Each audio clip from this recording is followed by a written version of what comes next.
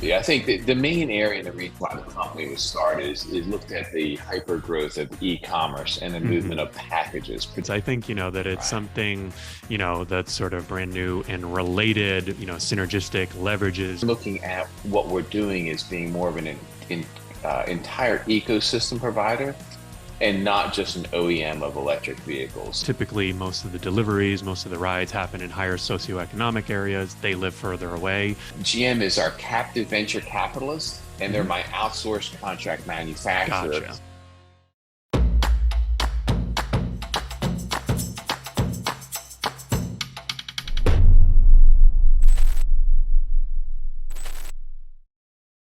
All right. So Steve Hornyak is BrightDrop's chief commercial officer, responsible for developing the company's sales and marketing strategy, partnering with customers to grow a new delivery ecosystem. Before joining BrightDrop, Steve was chief commercial officer at Fabric. While at Fabric, Steve helped clients improve their logistics with automates micro fulfillment centers. In addition to Fabric, Steve has held various executive and senior management roles with Symphony Retail, Trax Retail, Brickstrom Nomi, now Teledyne Fleur, Claris, SQL Financials, and PwC. Steve earned his bachelor's and master's degrees from Virginia Tech.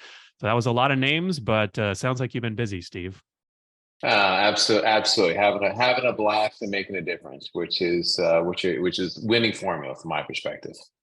Very cool. So, for those who may not be familiar with BrightDrop, can you give us the quick pitch on the company and what you guys are doing? Absolutely. So BrightDrop, it's a new business. So we were Mhm. actually formed and incubated within General Motors, and we are now a wholly owned subsidiary from General Motors, which actually puts us in a fantastic situation of having the best of both worlds. We can be very entrepreneurial Mhm. and working with speed and going to market and flexibility, but we've got the financial backing and Mm. execution backing of the monster of General Motors behind us. So Gotcha. it's a fantastic combination between the two. But we're a new business really looking at reimagining commercial delivery and logistics. So Mhm. it goes well beyond the core foundation of our light commercial electric vehicles, the Zevo 400, the Zevo 600, and into micromobility platform, which we call Trace, which is e-cart backwards, and that is Mhm. our Mm. smart containerized way of moving packages. And then the entire software that basically optimizes the entire ecosystem of how you move things from place to place. Got it. So, if there was one kind of area of focus that the company was built around, was it electrification? Was it smaller vehicles? What do you think has been kind of like the guiding, tenet, I guess you would say, of the company? Like, why was the like what problem is the company solving, and like what's the main key to solving that problem? Absolutely. I think the main area and the reason why the company was started is looked at the hyper growth of e-commerce and the movement Hmm. of packages, Got particularly it. e-commerce purchasing and the movement of the packages to your home. It it was growing, but then the epidemic absolutely just fanned the flames of that inferno already Hmm. and made it grow even faster. So looking at that, it was an entire new market segment for General Motors. And Gotcha. that's why they looked at that in the incubation lab and said, wow, this is an incredible opportunity. Hmm. And it's a perfect marriage between strategically where General Motors was going with respect to electrification and the future of all EV world, and what we needed to do. So it's a perfect use case. And that's what formed, where BrightDrop formed and what the focus is on. And again, it was an area where we could expand well beyond the vehicle. So, in looking at what we're doing is being more of an entire ecosystem provider and not just an OEM of electric vehicles. So Hmm. I guess consider, looking at this in the same approach and angle that Apple has taken, right? So Hmm. Apple has got these wonderful pieces of hardware, but it's harmoniously glued together with software and it just works and it delights their customers.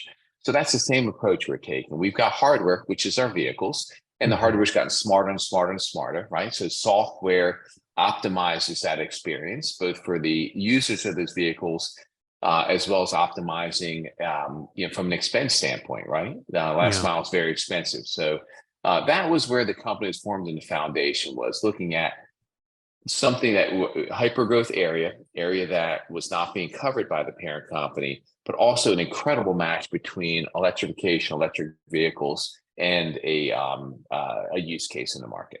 Yeah, got it. No, that makes sense. I think the angle makes a lot of sense. And I think especially how you explained it, and that obviously everyone is familiar with the GM brand and the vehicles that they produce. But, when it comes to, e-commerce and package delivery and really the explosion we've seen in the last mile delivery, maybe not so much coverage. So, before we get into the products and the partnerships that BrightDrop has made a lot of noise with, I'd love to know a little bit more about this partnership with GM. I'm not sure. How do you describe it, to someone on the No, street? You guys are, because it sounds like we're very, wholly, we're yeah, wholly in subsidiaries. So, got it. in its most basic format, GM is our captive venture capitalist, and they're Mhm. my outsourced contract manufacturer Gotcha. for the vehicles. So BrightDrop, we're a technology company. We're a Yeah. software and technology company, but we are also building all the micromobility platform, the Trace Mhm. platform. We do all that ourselves. So we're letting our parent company do what they do best, right? They can build vehicles at scale, Yeah. incredibly high quality, super safe vehicles on a global basis, which is one of the hardest things to do as a startup company, right? Is that building high quality vehicles at scale, super safe. Mhm. Then the other hard thing for startup companies is raising capital. Yeah. Well, we don't need to worry about that. So they're my captive venture capitalists. So it is incredible relationship between the two where we're leveraging the Ultium platform. Mhm. So our like commercial electric vehicles, the Zevo, is built on Ultium. In fact, us and Hummer were the first two vehicles that came to market on the Ultium platform. So all the investment that our parent company GM is making in Ultium and battery technology and propulsion technology, we get to take advantage of. Yeah. What So is it's Altium? just it's fantastic. Ultium is the brand for General Motors skateboard platform. So Gotcha. think about the skateboard top hat. So the platform on the bottom, which contains the batteries, so that's the Mhm. fuel, and then the propulsion, that's the electric motors. Got So it. it's that platform, and you can basically extend the wheelbase, you can stretch them, make it wider, make it longer, and that allows you to adapt that same platform for all different classes and types of Mm. vehicles, everything from small cars up to like commercial vehicles like we have behind me. Gotcha. Interesting. So I think definitely the thing that I've noticed most about BrightDrop, and I think, we see this, and there's a lot of probably rightful so criticism about the EV industry and these future vehicles is basically you never end up seeing any of the vehicles. And so, Yep. I think having that GM backing, and we'll get into, some of the numbers and the partnerships because there are quite a number of BrightDrop vehicles out on the road right now. And I know many more coming, but it seems like that's one big benefit. And then, as you mentioned, the capital, I think one thing we've seen in the mobility space, I've been in the mobility space for 8 or 9 years right now, and I feel like I kind of often joke that a lot of the more traditional players in transportation and mobility, like OEMs, are a good example. Like they know there is certain areas, like personal car ownership, that are being disrupted. That's their core business, and so they try to invest in other areas, whether it's micromobility, EVs, or whatever.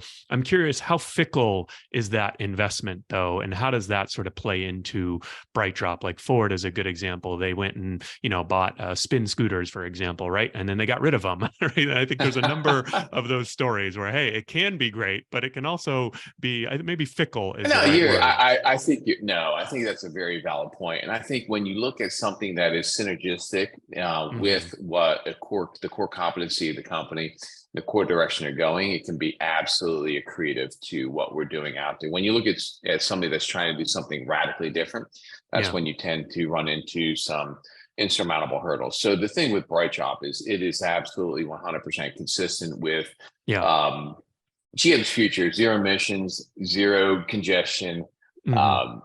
zero crashes. So it's consistent with what GM is doing. It's leveraging all the IP and technology that is being built, but it's Yeah. also accretive to the business because it's not replacing anything. So a lot of what Hmm. you're seeing today with the traditional OEMs and ICE is that you're coming out with new EVs, and to some extent, those EVs, I'll say, is cannibalizing or replacing an existing Yeah. vehicle, right? You're replacing a gas burner with an ICE burner. Yeah. We didn't have anything. GM did not have anything in this category, so it's Mm. brand new greenfield revenue And as we've stated publicly out there, it's multiple billions of dollars Yeah. of an incremental revenue to the business. So, Yeah. but there are, I've seen a lot of, Yeah. there are some Yeah. other No, areas where I people have think gone, which are a little bit outside of yeah. the norm of businesses. I And think that makes sense. I think, that it's right, something, that's sort of brand new and related, synergistic, leverages GM. GM is a car maker, right? They are great at producing cars and been doing it for a long time. And now you're making basically a exactly. big car. So I think it's, very related and synergistic versus when I see, like I think Rivian was in the news recently and they want to maybe build an e-bike or, it's sort of like, they're a car maker and now they're getting into e-bikes. I think there was also a wave of OEMs getting into software and mobility as a service that never really worked out too well. So I think I like that analogy. And the reason I did a post on my LinkedIn a few months ago, I'm here in Los Angeles, and I started seeing all these FedEx vehicles around, and they look new and they look cool, and they had a little green electric plug on it.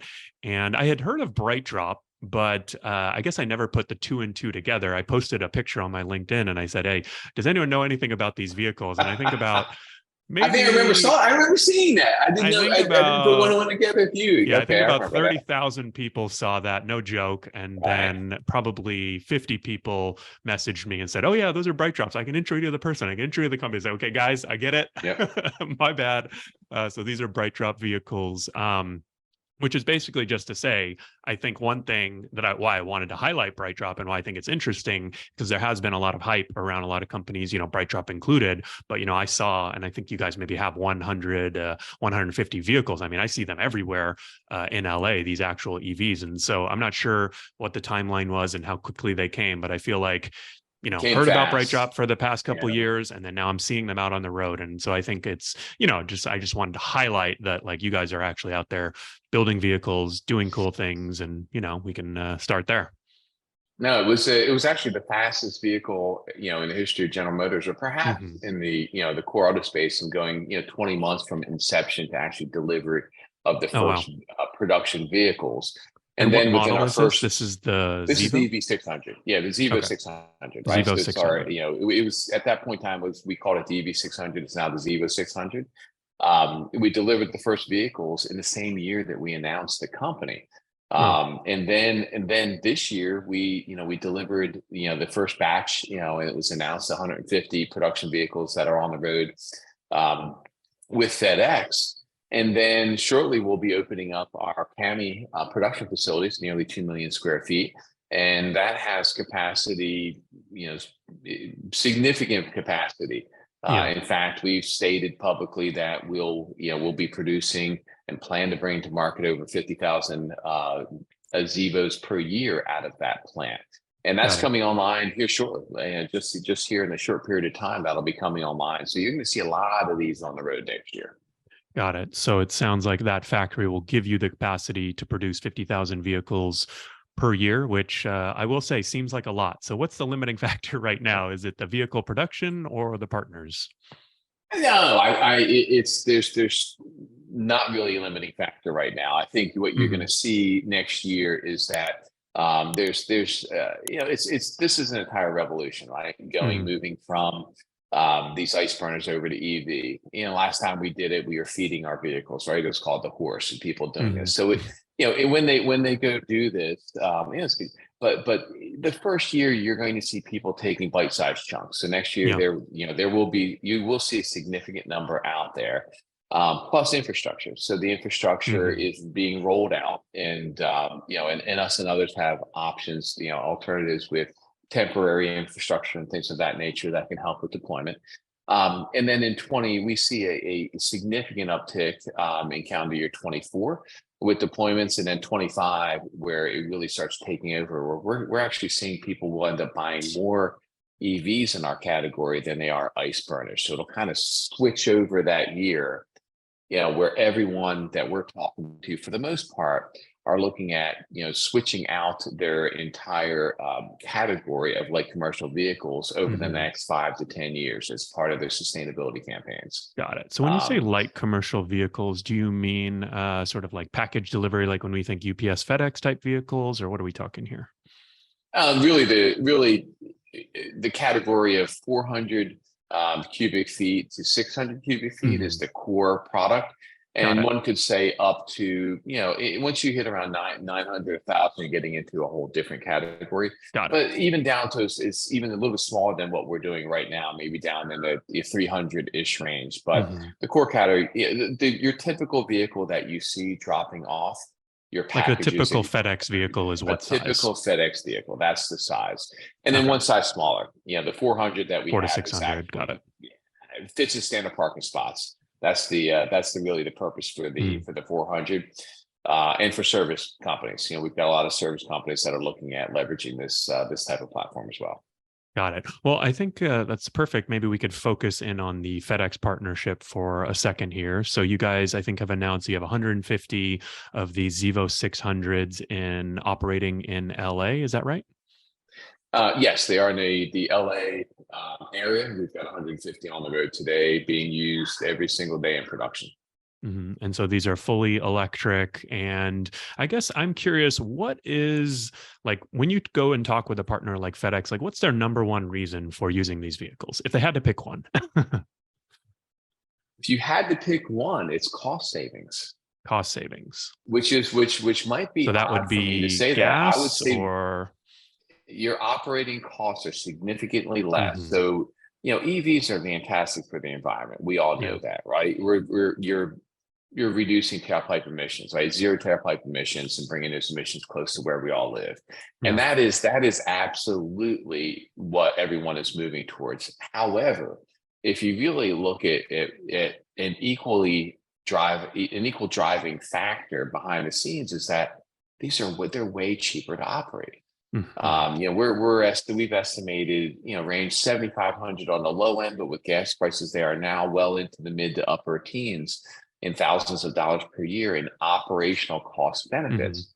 So if you look at that and you look at the number of vehicles that people have on the road, the numbers add up very, very Yeah. fast on how much they can reduce their operating costs. Got it. Well, let's break down the operational cost benefit because I think gas is an interesting one. And we see this, with Uber and Lyft drivers a lot, for example, right? Like obviously that's Right. one of their main expenses and main inputs, but also it's highly variable, right? By state, by city, up and down, by time of year, right? So I'm kind of curious, Exactly. like of that, like what's the typical, like when you go to a partner, what is the number that you're highlighting to them? Like here's the range or how much we can save you. And then like, what are the main categories? I imagine gas is one piece and then maintenance, maybe depreciation. I guess so those are the three big categories. No, the depreciation is absolutely part of it, but the Mhm. depreciation part is substantially similar I on guess, well, an EV the reason versus why I IB. bring up depreciation is because with, consumer EVs, like a Tesla, for example, the claim is that they hold their value longer. I don't know. I'm not an expert in that, but, actually, I We're think not it moving. makes sense. We actually aren't assuming that. The main Okay. drivers in what we talk with people, it's price of the fuel, right? So Okay. you've got two factors. What's your price of electricity that goes Hmm. in the new age fuel, and what's your price of diesel or gas? Yeah. That's the main driver. Then you're looking at the repair costs. Yeah. So you've got regenerative braking, right? So you're Hmm. not going to be replacing brake pads nearly as often, and then you're not doing oil changes. You're not doing Right. a lot of the traditional Traditional maintenance EV costs that you benefits. have. The traditional EV benefits fall right in line with Hmm. that. So it's a Got it. similar model that you would see for a consumer, to be quite honest with you.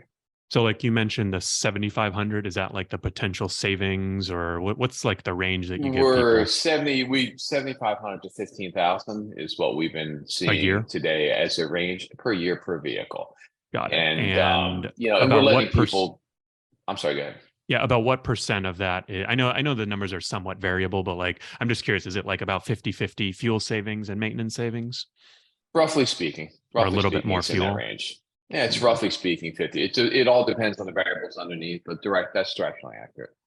Got it. Yeah. Okay. Interesting. And so it's sort of it sounds like it kind of lines up to the consumer, kind of It value of does. EVs. There's no, I guess one thing I was curious about is maybe, for example, I don't know if these vehicles require more or additional maintenance or they're bigger. So there's some, it's like 2 or 3 times normal then, but it doesn't sound like that.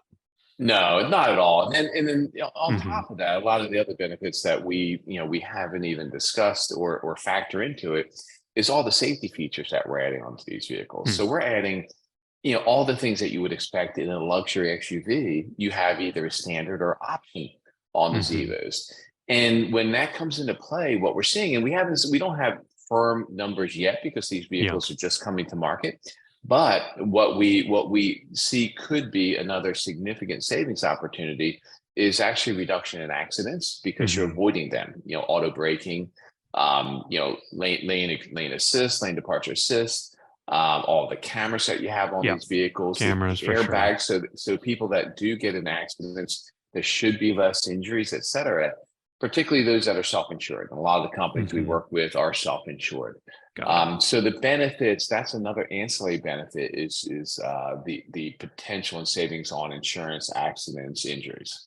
Gotcha. No, I think that's definitely a good point. And I mean, I guess I imagine like with some of these fleets that are just older in general, there's sort of like bringing them up to this new age. And then there's also additional, kind of like cameras and, all of the new ADAS, Wow. advanced driver assist features. So it seems like, yeah, maybe the data is a little early on that, but a lot of potential there too, right? It is, and the other analogy I talk about is the vehicles that most people are driving are kind of like the cars that people bought. Yeah. Honest to say, for my first car back in the '80s, the first thing you did was you changed the radio out, you Yeah. added things, you had a cell phone, you put an antenna on the roof. So they're like that, where people are plugging dongles in and adding all these third-party components on top of the vehicle, and there's Yeah. a cost associated with doing that. And it's also integration and complexity. Whereas now what you're getting is basically a smart vehicle.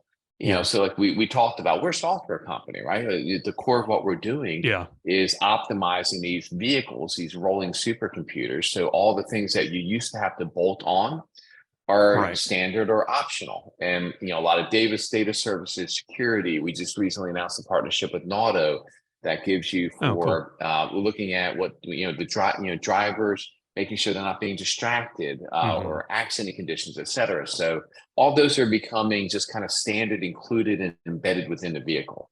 It makes it Yeah. a hell of a lot easier for people to buy it as well versus having to integrate all of it themselves. For sure. And I imagine that, a lot of these kind of secondary or ancillary features might not be enough of an impetus to get a fleet to upgrade on its own. But when it's like icing on the cake and the EV and the cost savings It and the maintenance is. savings are the main driver, and then it's like, wow, you can also add on all these benefits. I think it's pretty cool. And that kind of ties into, one piece I wanted to ask you was about the driver experience. Cause I don't know if a lot of people, I've been digging into this space a bit. And, I think the analogy you use, like these light commercial vehicles right now are kind of like cars from the 80s, right? Like UPS drivers, most of their vans apparently don't have AC. I just discovered, like some of them don't, I don't know if some of them don't have airbags, but like some of these vehicles are And most of them very, don't have a lot of a uh, lot of them don't have airbags. They don't have anti-lock brakes, don't have airbags. yeah. There's not, the heating and air conditioning.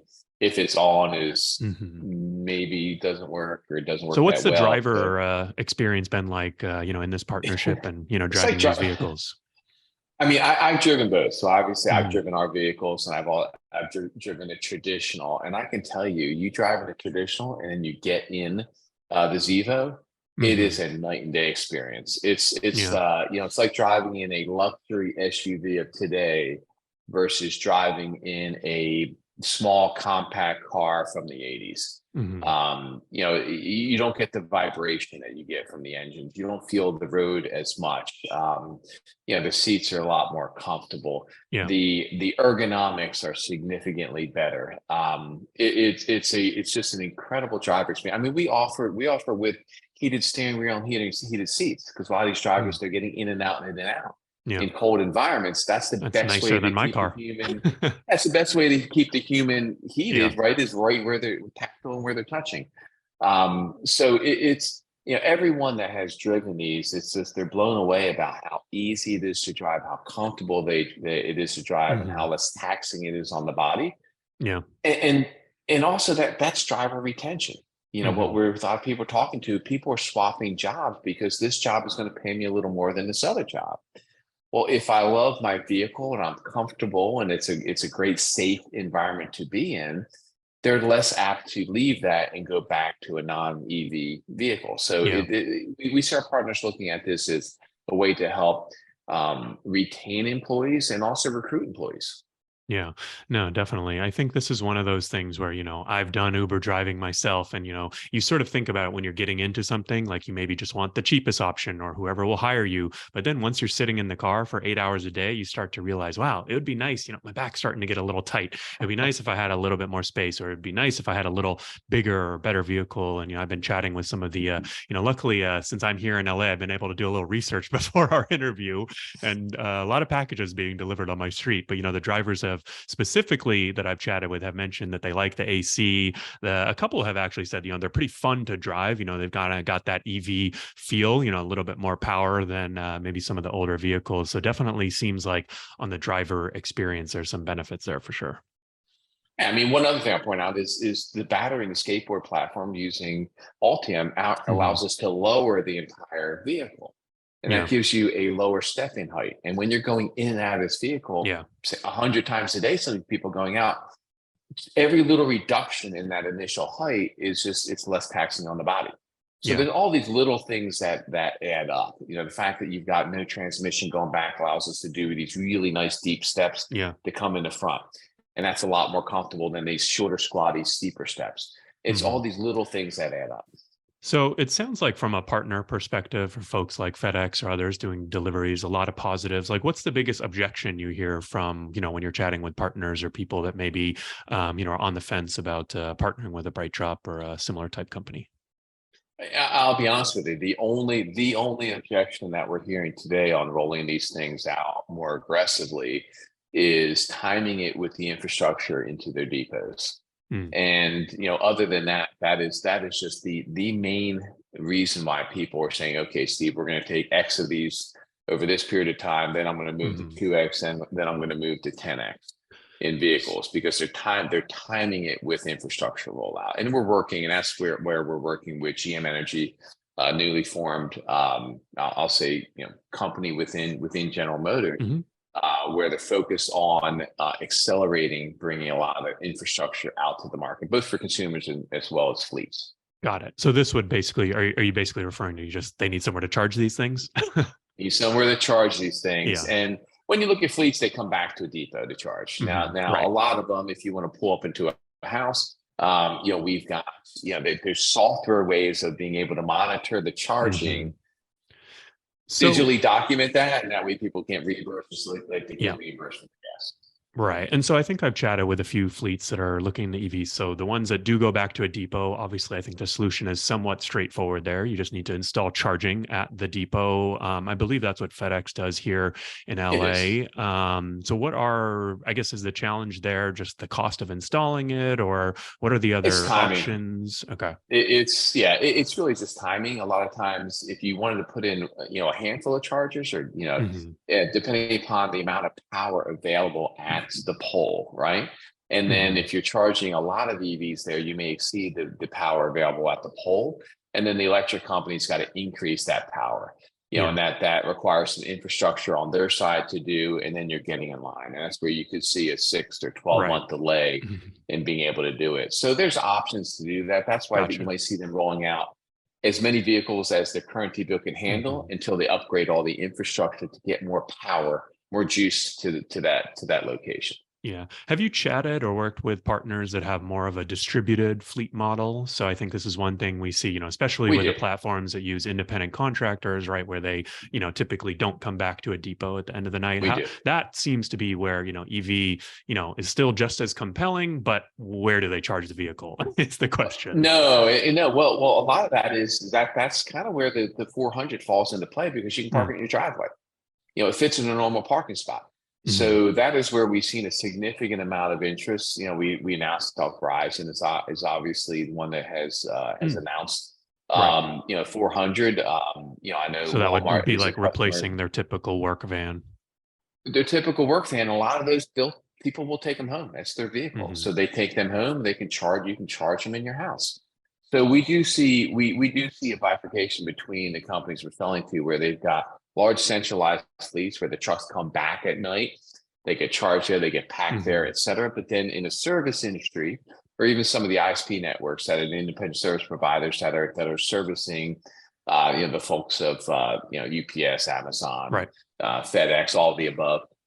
where they actually will take these vehicles home to charge, or just charging in the consumer-based charging network that is out there and growing every day.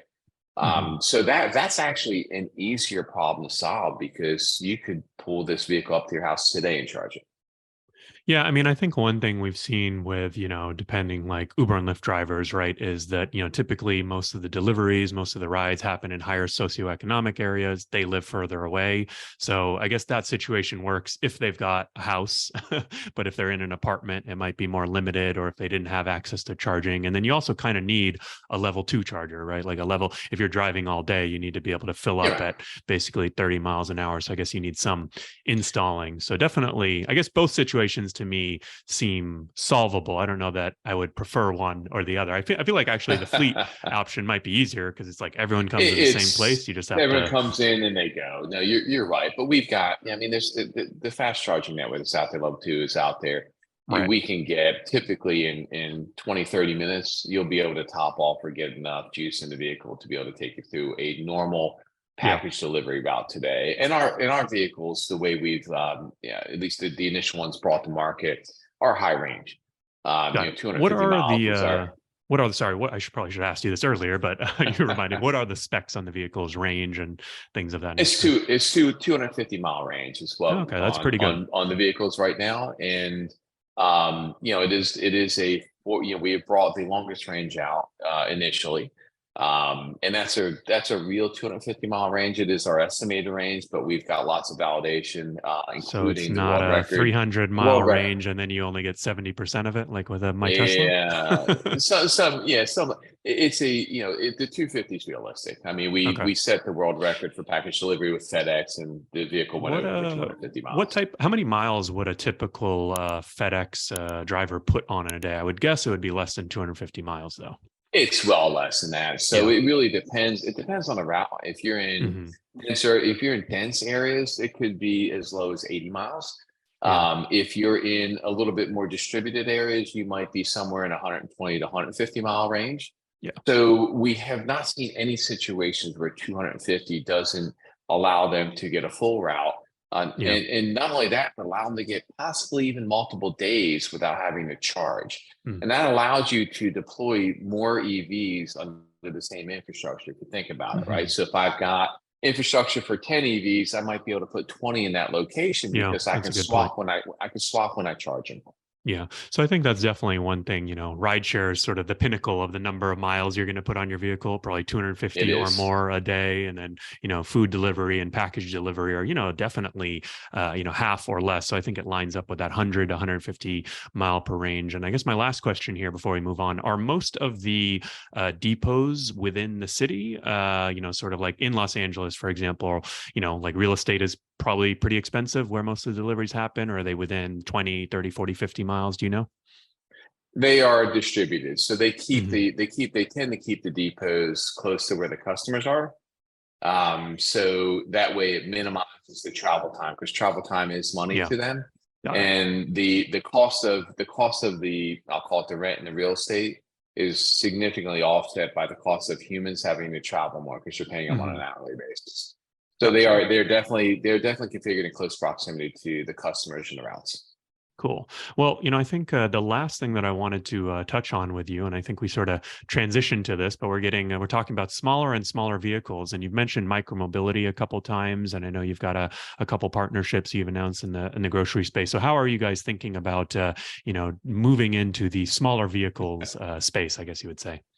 Yeah. So micromobility, obviously, the whole space of being able to move things on small, and it's being, I'll say the U.S. is lagging a little bit in this area. If you look in Mexico and different parts of Definitely. Europe, a lot of the dense cities are shutting down roads to cars. Yeah. They're first shutting them down to ICE cars, so anything Mhm. that's non-EV they won't let in, and Yep. then they're literally shutting down streets. And San Fran is starting to do this as well. San Francisco in the U.S. And in that area, you've got to be able to move. Hmm. Well, you got to be able to move people, but in our what we're doing, we're moving stuff, moving packages. So what we've done with the Trace, and Trace is e-cart backwards. That's why Hmm. it's easy to Yeah. I'm remember. glad you mentioned It's that because I did not realize that. it's e-cart backwards. Pretty. Uh, it is, you're looking at smart containerization, so a way to move hundreds of pounds of product without putting a strain on people, number one. Number two, doing it in a secured manner. So you've got security around it, and being able to control, chain of command and control before that. So what we found is that in our initial test with FedEx, and we've got a number of different customers deploying these throughout the U.S. The only one we've discussed publicly is FedEx. That they were able to deliver 25% more packages in a dense urban area with the same people. So, it's not getting rid of people, it's saying I can do more with the same people.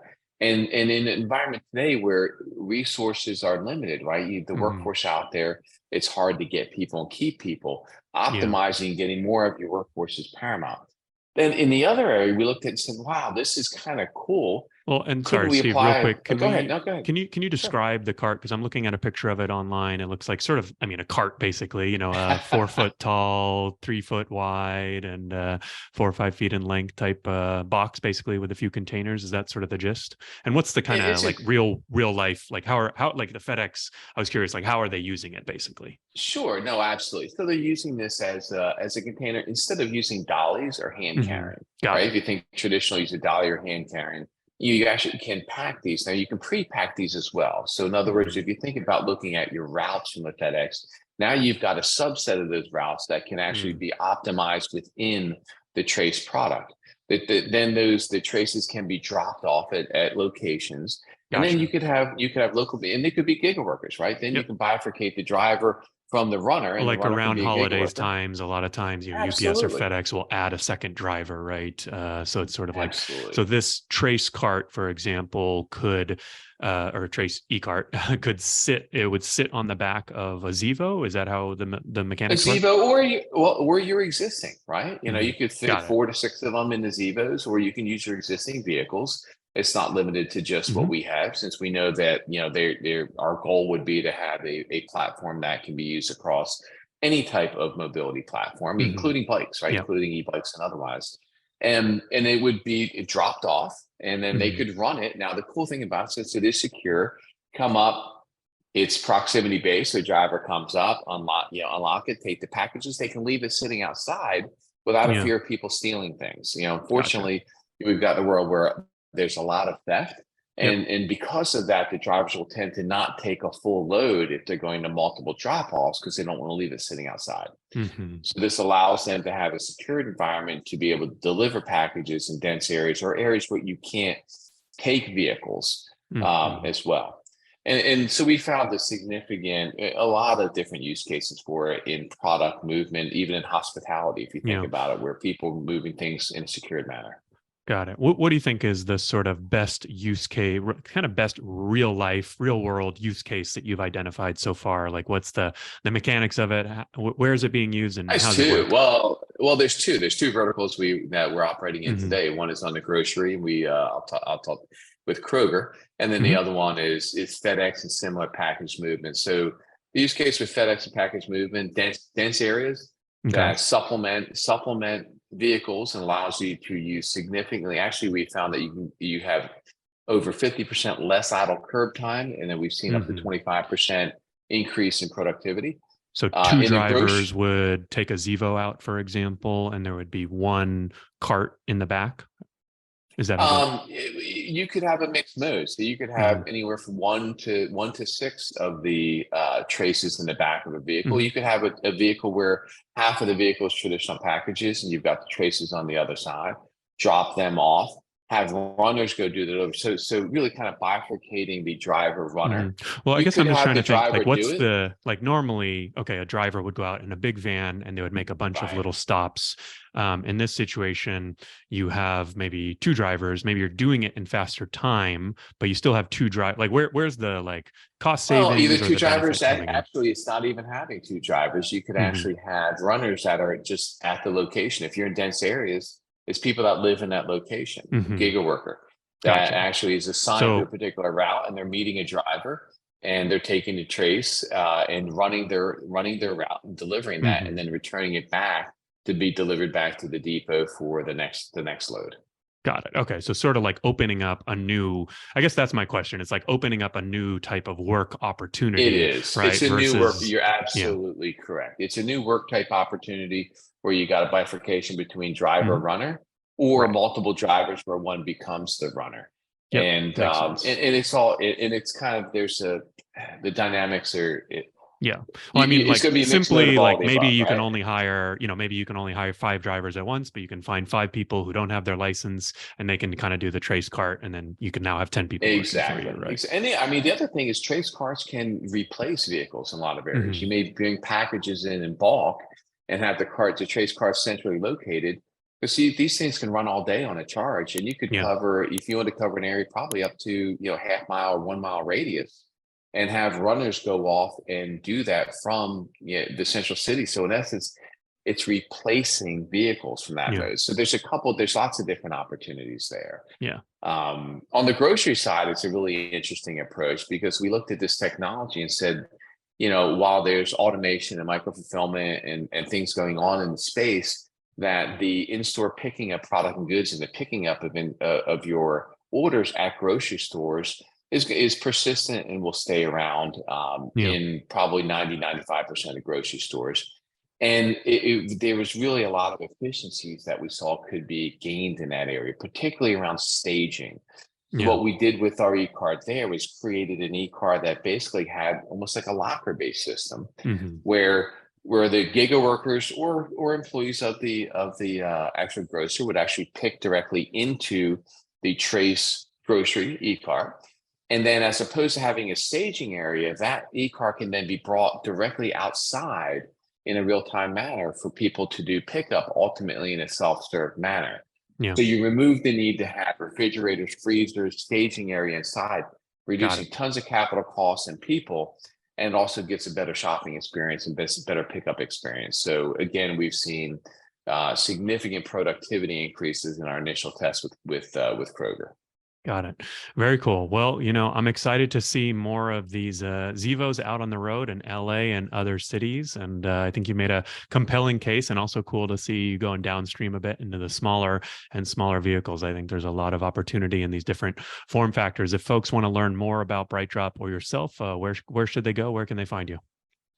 Please go out to our website, gobrightdrop.com. So it is gobrightdrop.com. Follow us on LinkedIn and all other social media channels, or follow me on LinkedIn as well, Steve Hornyak on LinkedIn. Be more than happy to keep you guys up to speed with what's happening out there. A lot of activity, and you'll see lots of continued momentum within the company and the business that we're running. Yeah. And I guess whether they like it or not, they're going to see more and more of these things on the road. So keep your eyes You're peeled gonna for the BrightDrop vehicles. absolutely. They're hard to miss.